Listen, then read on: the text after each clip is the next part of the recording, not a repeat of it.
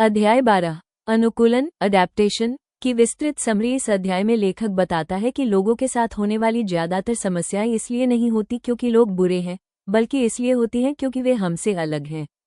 हम अक्सर सोचते हैं कि सामने वाला व्यक्ति गलत है, जबकि वास्तव में उसकी सोच और काम करने का तरीका हमसे अलग होता है। लेखक का कहना है कि अगर हम हर व्यक्ति से एक ही तरीके से बात करेंगे तो कई बार गलतफहमियां पैदा होंगी। इसलिए हमें लोगों को बदलने की कोशिश करने के बजाय उन्हें समझना चाहिए और उनके अनुसार अपने व्यवहार को थोड़ा बदलना चाहिए। इसी को अडेप्टेशन यानी अनुकूलन कहा जाता है। अडेप्टेशन का मतलब नकली बनना नहीं है। इसका मतलब है कि आप अपनी बात इस तरह कहें कि सामने वाला व्यक्ति उसे आसानी से समझ सके।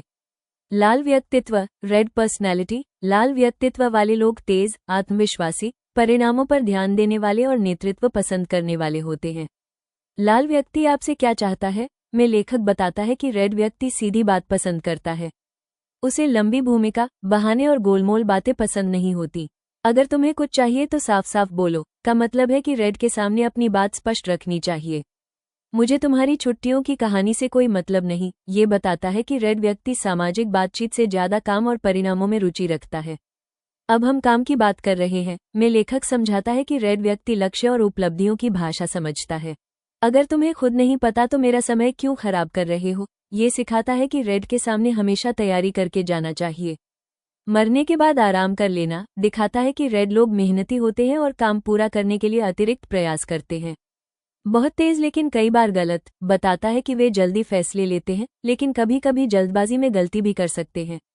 चलो कुछ नया करके देखते हैं दिखाता है कि रेड जोखिम लेने से नहीं डरते। मैं यहाँ दोस्ती करने नहीं आया, ये समझाता है कि रेड व्यक्ति रिश्तों से ज्यादा परिणामों पर ध्यान देता है। इतने कमजोर क्यों हो, ये बताता है कि रेड कई बार दूसरों की भावनाओं को समझ नहीं पाते। रेड पर्सनैलिटी का रियल लाइफ एग्जाम्पल मान लीजिए आपका बॉस रेड पर्सनैलिटी का है और आपको 2 दिन की छुट्टी चाहिए।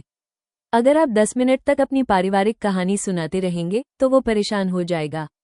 लेकिन अगर आप सीधे कहें मुझे 15 और 16 तारीख की छुट्टी चाहिए, मेरा काम पूरा है और जरूरी फाइलें भी तैयार हैं, तो उसके मंजूर करने की संभावना ज्यादा होगी।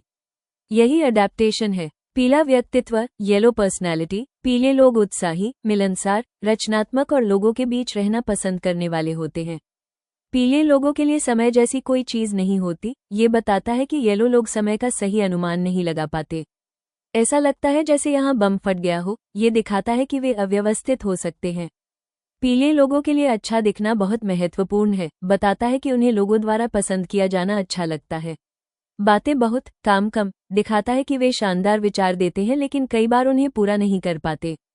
हो सकता है वो तुम्हारी बात सुन रहा हो लेकिन वास्तव में सुन नहीं रहा हो, बताता है कि उनका ध्यान जल्दी भटक सकता है। लेखक सिखाता है कि येलो लोगों के साथ सकारात्मक और दोस्ताना तरीके से बात करनी चाहिए। येलो पर्सनैलिटी का रियल लाइफ एग्जाम्पल मान लीजिए आपकी टीम में एक येलो सहकर्मी है जिसने कहा कि वो शुक्रवार तक रिपोर्ट पूरी कर देगा। अगर आप केवल उसके वादे पर भरोसा करेंगे तो रिपोर्ट देर से मिल सकती है। बेहतर होगा कि आप बुधवार को उसे याद दिलाएं और कहें तुम्हारा आइडिया बहुत अच्छा है, बस रिपोर्ट शुक्रवार तक तैयार कर लेना। तारीफ और याद दिलाने का मिश्रण येलो पर अच्छी तरह काम करता है। यही अडेप्टेशन है। हरा व्यक्तित्व ग्रीन पर्सनैलिटी। हरे लोग शांत, धैर्यवान, सहयोगी और स्थिरता पसंद करने वाले होते हैं। सब कुछ अच्छा महसूस होना चाहिए, बताता है कि ग्रीन व्यक्ति शांति चाहता है। कुछ भी 2 बार नहीं हुआ दिखाता है कि वो बार बार बदलाव पसंद नहीं करता। हम कहाँ जा रहे हैं, बताता है कि उसे पहले से जानकारी चाहिए। हर बात को इतना बड़ा मुद्दा क्यों बनाना, दिखाता है कि उसे ड्रामा और बहस पसंद नहीं है। पहले सब बेहतर था, बताता है कि ग्रीन व्यक्ति पुराने और परिचित तरीकों में सहज महसूस करता है। अगर हम डूबना नहीं चाहते तो किसी को नेतृत्व करना होगा, दिखाता है कि ग्रीन कई बार निर्णय लेने से बचता है। लेखक कहता है कि ग्रीन व्यक्ति को समय, भरोसा और सुरक्षा की भावना देनी चाहिए। ग्रीन पर्सनैलिटी का रियल लाइफ एग्जाम्पल मान लीजिए आपकी माँ या सहकर्मी ग्रीन पर्सनैलिटी का है और आप उन्हें किसी नए शहर में शिफ्ट होने के लिए कह रहे हैं। अगर आप अचानक कहें अगले हफ्ते हम शिफ्ट हो रहे हैं तो वे तनाव महसूस करेंगे। लेकिन अगर आप पहले कारण समझाएं, फिर फायदे बताएं और उन्हें निर्णय के लिए समय दें, तो वे आसानी से बदलाव स्वीकार कर सकते हैं। यही अडेप्टेशन है। नीला व्यक्तित्व ब्लू पर्सनैलिटी। नीले लोग व्यवस्थित, तार्किक और तथ्यों पर भरोसा करने वाले होते हैं। पहले सब कुछ सोच लो, बताता है कि ब्लू व्यक्ति बिना तैयारी के काम नहीं करता। उसने सब कुछ सोच रखा है, तुम्हें भी सोचना चाहिए, दिखाता है कि वो तैयारी की उम्मीद करता है। सपनों की नहीं, वास्तविक दुनिया की बात करो, बताता है कि वो भावनाओं की बजाय तथ्यों पर भरोसा करता है। तथ्य ही सबसे महत्वपूर्ण है, दिखाता है कि वो प्रमाण चाहता है। शैतान विवरणों में छिपा होता है, बताता है कि वो छोटी छोटी बातों पर भी ध्यान देता है। रोम एक दिन में नहीं बना था, दिखाता है कि वो जल्दबाजी पसंद नहीं करता। अगर किताब में लिखा है तो सही होगा, बताता है कि वो रिसर्च और प्रमाणों पर भरोसा करता है। फैसले यहीं लिए जाते हैं, दिखाता है कि वो निर्णय लेने से पहले बहुत जानकारी इकट्ठा करता है। ब्लू पर्सनैलिटी का रियल लाइफ एग्जाम्पल मान लीजिए आप अपने ब्लू पर्सनैलिटी वाले दोस्त को कोई नया मोबाइल खरीदने की सलाह दे रहे हैं। अगर आप सिर्फ कहें यह मोबाइल बहुत अच्छा है, ले लो, तो वो नहीं मानेगा।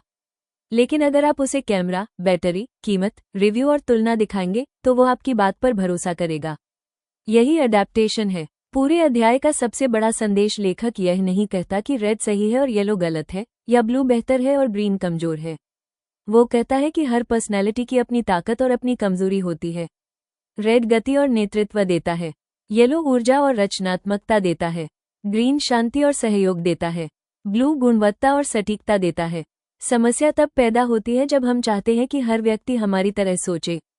सफलता तब मिलती है जब हम समझते हैं कि हर व्यक्ति अलग है और उसी के अनुसार अपने व्यवहार को थोड़ा बदलते हैं। अंतिम उदाहरण, एक कंपनी में 4 लोग मिलकर प्रोजेक्ट कर रहे हैं। रेड कहता है जल्दी शुरू करो, येलो कहता है कुछ नया और मजेदार करते हैं, ग्रीन कहता है सबको आराम से समझाओ, ब्लू कहता है पहले योजना बनाओ, अगर वे एक दूसरे को गलत समझेंगे तो प्रोजेक्ट असफल हो सकता है।